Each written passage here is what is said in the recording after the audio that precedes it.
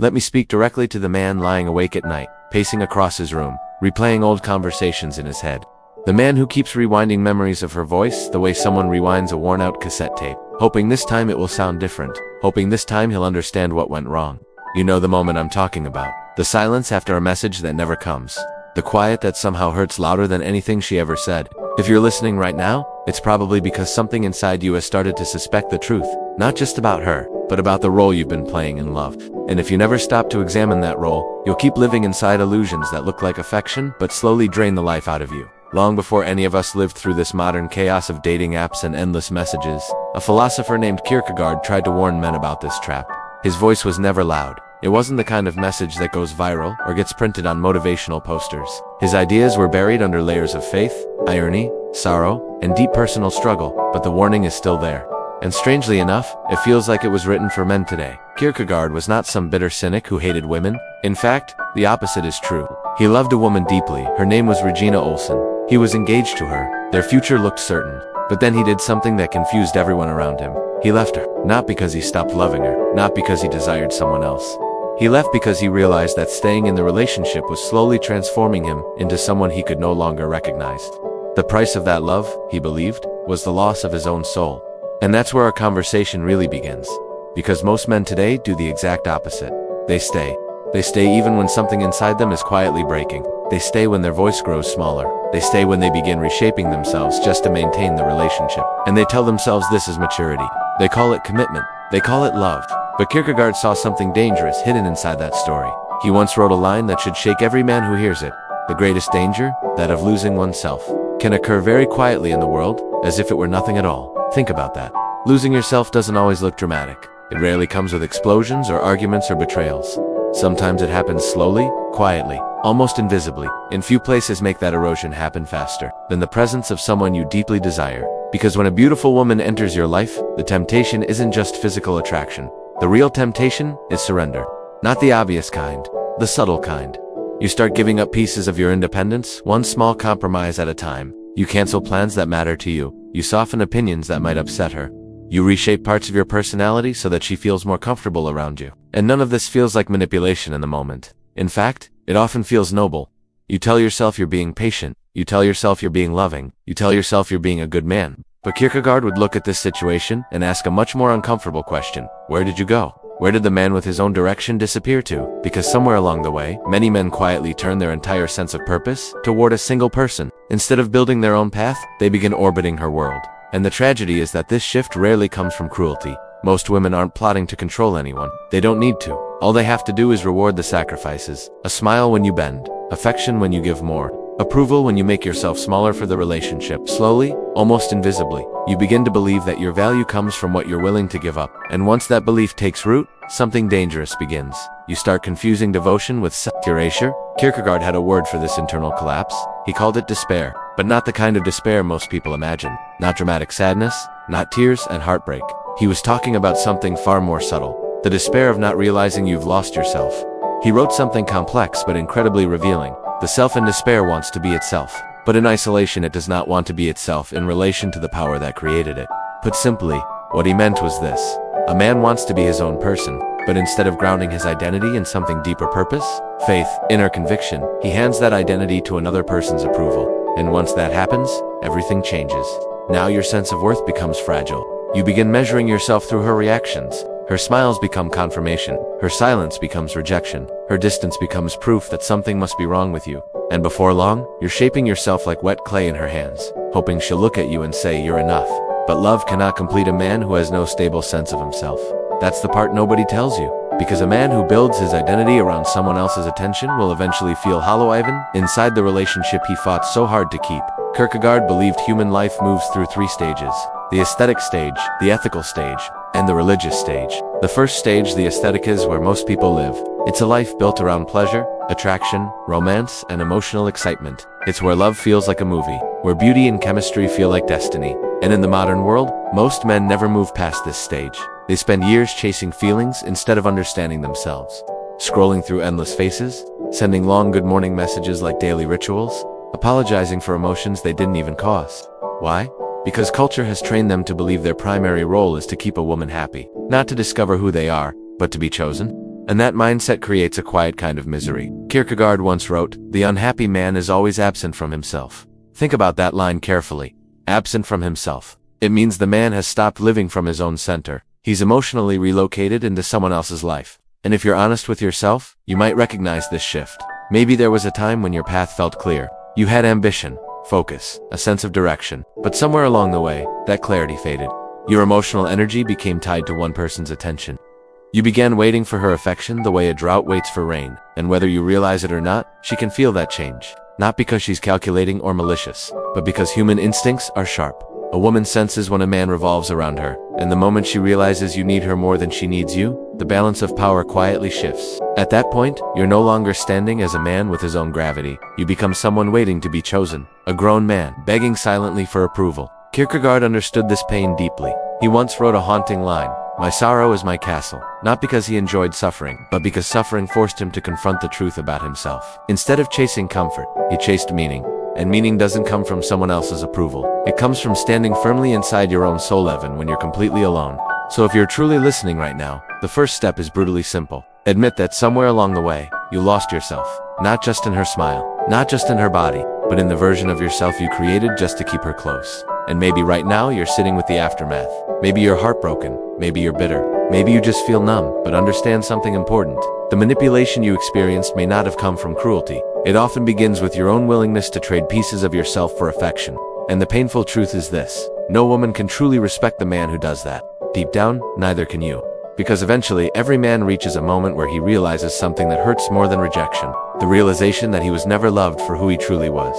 Only for what he provided. The attention, the stability, the validation, the emotional labor, the constant effort to keep the story alive, but the quiet parts of you, the solitude, the stillness, the deeper self, you never showed.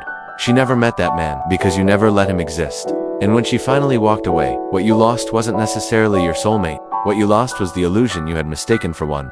Kierkegaard lived through this exact agony himself. When he ended things with Regina, he later wrote a sentence in his journal that feels like a gravestone carved into philosophy. "I had to break with her or lose myself completely," and that sentence should stop every man in his tracks. That sentence isn't romantic. It isn't poetic in the way movies try to turn heartbreak into something beautiful. It's more like a warning carved into stone. A reminder of what happens when a man slowly trades away pieces of himself just to keep someone from leaving. Because the moment you feel that you must silence your truth in order to maintain a relationship, something fundamental has already gone wrong. At that point, you are no longer participating in love. You are maintaining a performance. You begin editing your thoughts before they leave your mouth. You swallow opinions that might cause tension. You convince yourself that keeping peace is more important than being honest. And every time you do this, a quiet fracture forms inside you. You might not notice it immediately, but Kierkegaard believed those fractures accumulate until the self becomes fragmented. He believed the ethical man, the next stage of human development, is the one who commits not first to a relationship, but to himself. That sounds selfish to modern ears, but it isn't selfishness, it's responsibility. The ethical man understands that he cannot build a meaningful bond with anyone else if he himself is unstable, undefined, and constantly seeking validation. Kierkegaard explored this idea deeply in his book Either Or. In it, he warns about the silent catastrophe that happens when a man abandons his own identity. He writes, "The greatest danger, that of losing oneself, may pass off as quietly as if it were nothing." Read that again slowly. We notice dramatic losses immediately. Losing money, losing health, losing status. Even losing a relationship is visible. But losing yourself, that can happen while everything else appears normal. You're smiling in photos. You're holding hands in public. You're telling friends that everything is fine. But internally, you feel scattered, disoriented, like a stranger inside your own life. And the reason this happens so often is because many men are taught a very dangerous lesson from childhood. They're told that being a good man means prioritizing everyone else's happiness, especially the woman they loved. They are taught that sacrifice equals devotion, that compromise equals maturity, that endurance equals strength. But there is a difference between compromise and disappearance. And many men cross that line without realizing it. You start by sacrificing small preferences. Then you sacrifice time with your friends. Then you sacrifice goals that once mattered deeply to you. Eventually, you sacrifice honesty itself. You hide frustration, you hide resentment, you hide exhaustion, and the relationship becomes something strange. Externally it looks stable, internally it feels hollow. Kierkegaard warned that this is the most tragic form of self-deception. He wrote, "To cheat oneself out of love is the most terrible deception. It is an eternal loss for which there is no reparation." That line is brutal. because what he means is that when a man abandons his authentic self in order to maintain a relationship, he has already destroyed the possibility of real love. What remains may look like love, but it's built on illusion, and illusions cannot last forever. Most people imagine manipulation as something obvious. They picture cruelty, lies, betrayal, but manipulation is often far softer than that. Sometimes it arrives wrapped in sweetness. It sounds like this: I love you exactly the way you are, but could you change this one thing? So you change it, then another thing appears, then another. Each request feels small, reasonable, even loving, until one day you look back and realize the man you once were has slowly been replaced by someone else entirely. A more polished version, a more agreeable version, a version designed to avoid conflict and maintain approval. And at first, this strategy seems to work. The relationship continues. Arguments decrease, peace returns, but something else begins disappearing. Your presence, your energy, your unpredictability, your spirit. And ironically, the same qualities you removed in order to maintain the relationship are often the very qualities that once made her attracted to you in the first place. Because attraction thrives on authenticity and strength, not constant accommodation. Eventually, she senses the change. The man she once felt drawn to now seems cautious, predictable, safe, but also strangely invisible. And when interest fades, it often shocks the man who sacrificed everything to keep her happy. He feels betrayed, confused. He asks himself how this could happen after everything he gave. But Kierkegaard would answer that question differently. He would say the betrayal happened much earlier, the moment you betrayed yourself. Because love cannot survive where authenticity has disappeared. Kierkegaard called this inner collapse a sickness unto death. Not physical death, spiritual death. A condition where the self becomes disconnected from the deeper truth of its own existence. In his book, The Sickness Unto Death, he writes, "Despair is the misrelation in the relation of a self that relates itself to itself." It sounds complicated, but the idea is simple. You are out of alignment with who you truly are. Instead of living from your own center, you've built your identity around someone else's approval. And when that approval wavers, your entire sense of stability collapses with it. That's why so many men feel panic when a message goes unanswered. Why silence from a partner can trigger anxiety that feels almost physical. It isn't just about her. It's about the fragile structure you built around her attention. Without it, you feel like you're falling. But Kierkegaard believed this collapse could also become the beginning of something powerful. Because once a man realizes he has been living outside himself, he faces a choice. He can continue chasing validation, or he can begin the terrifying process of reclaiming his own identity. And that process almost always begins with solitude, not the lonely kind that feels like punishment. The intentional kind that feels like confrontation. A man must sit alone with himself long enough to hear the questions he has been avoiding. Who am I without her approval? What do I actually believe? What do I want my life to become? Those questions are uncomfortable because they remove every external distraction. There is no one left to impress, no one left to please. Only the quiet responsibility of becoming yourself. And that responsibility is exactly what many people spend their entire lives avoiding. Instead, they rush from one relationship to another, from one emotional attachment to the next, always hoping the next person will finally give them the sense of completion they've been chasing. But Kierkegaard rejected this idea entirely. He believed no human being could complete another. Completion comes from confronting the deeper dimension of existence. The part of you that stands alone before life, before truth, before God.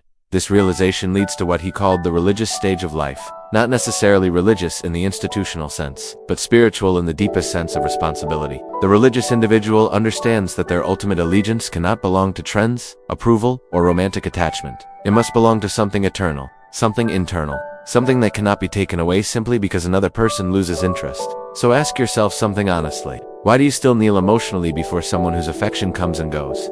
Why does her distance make you try harder instead of step back?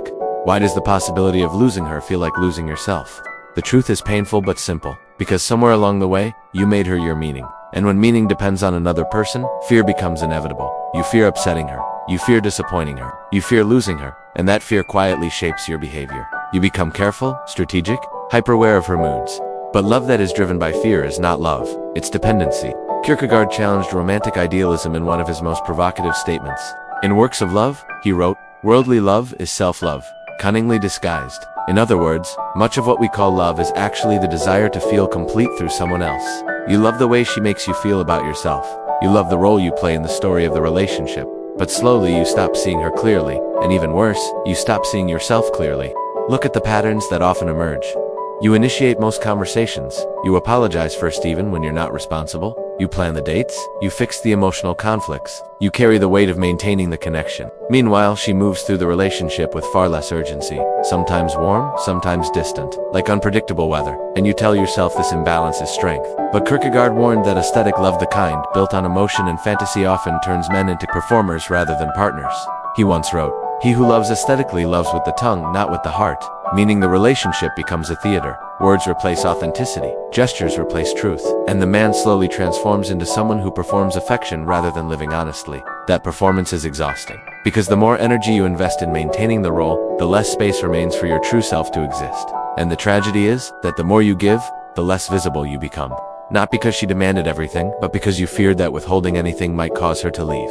So you gave everything. Your attention, your time, your emotional energy. You built your entire orbit around her presence, instead of becoming the kind of man whose gravity naturally draws people toward him. And Kierkegaard never offers an easy solution to this problem. He doesn't give dating advice. He doesn't suggest clever strategies. Instead, he gives something far more uncomfortable. A mirror that reflects one painful truth. The only woman capable of loving you truthfully is the one who meets you when you are already whole without her. And that realization terrifies many men, because most have never experienced that wholeness. They've only experienced relationships as escape, as comfort, as distraction from confronting themselves. But authentic love, according to Kierkegaard, is something very different. It doesn't come from need, it comes from abundance.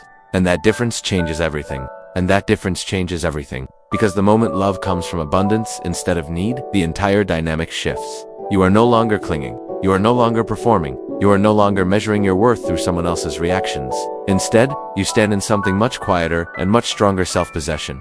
Kierkegaard believed that real love could only emerge from this state. A man must first become grounded in himself before he can offer anything genuine to another person. Otherwise, what he calls love is usually just disguised dependency. He writes that true love is rooted not in emotional hunger, but in something eternal. It's an act of giving from a place that does not require repayment. But if you're honest with yourself, most relationships don't begin there. They begin with anxiety, with attraction mixed with fear. Fear of losing someone, fear of being alone, fear of not being enough.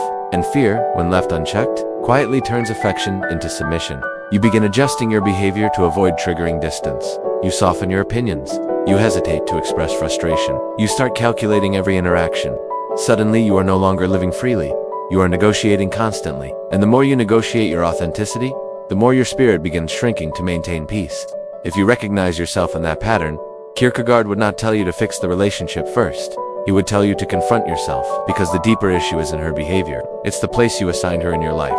You allowed another human being to become the center of your meaning. And once that happens, every moment of uncertainty becomes unbearable. A late reply feels like rejection. A change in tone feels like danger. A moment of distance feels like abandonment.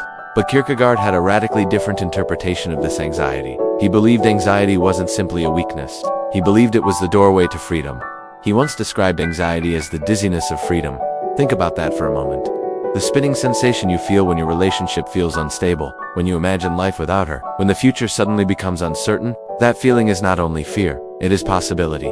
It is the realization that your life does not actually depend on someone else's presence. And that realization can be terrifying, because freedom removes excuses. You can no longer blame your unhappiness on someone else. You can no longer hide inside the comfort of being needed. You are forced to face the open horizon of your own responsibility. That horizon is where Kierkegaard introduces one of his most famous ideas, the leap of faith. Most people misunderstand this concept. They imagine it as blind belief in religion or devotion to another person. But for Kierkegaard, the leap of faith is something far more personal. It is the moment when a person chooses to trust the truth of their own existence even when no external guarantees exist. It is stepping away from dependence and saying, "I will stand as myself, even if I must stand alone." That step is terrifying because nothing promises that things will work out the way you hope. You might lose the relationship, you might face loneliness, you might feel uncertainty about your future. But Kierkegaard believed that authenticity always begins exactly where certainty ends. He wrote, "Faith begins precisely where thinking leaves off." You've already analyzed everything: her messages, her moods, her distance, her affection. You've replayed conversations in your head hundreds of times. Thinking has exhausted itself. Now comes the decision. Do you continue chasing reassurance? Or do you step into the unknown and reclaim yourself? Imagine what happens if you actually take that step. You stop begging for attention. You stop explaining your worth. You stop trying to convince someone to stay. And when she threatens to leave, you don't react with anger or panic. You simply open the door. Not because you want her gone, but because you finally understand that love maintained through fear is not love, it's captivity. At first, this change confuses people. They may test you, they may push harder, they may try to provoke emotional reactions. But manipulation loses its power the moment a man becomes willing to lose the relationship rather than lose himself.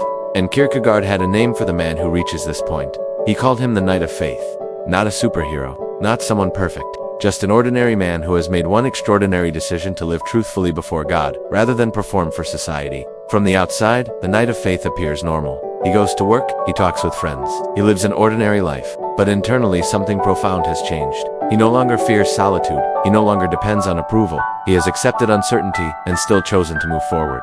And this is where another paradox appears. Most men believe that becoming independent will make them lonely forever. But Kierkegaard saw the opposite. The moment a man becomes comfortable with solitude, he becomes strangely magnetic, because independence radiates stability. A woman may walk away from a man who constantly seeks reassurance, but a man who stands calmly inside his own life creates a different energy. He doesn't chase, he doesn't cling. He invites, and sometimes, unexpectedly, the very person who once lost interest begins to circle back. Not because you manipulated anything, but because your center of gravity shifted.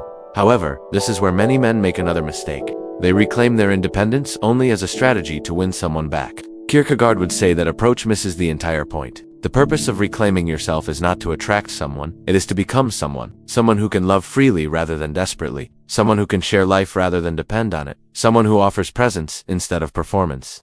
To reach that point requires discipline, not dramatic gestures.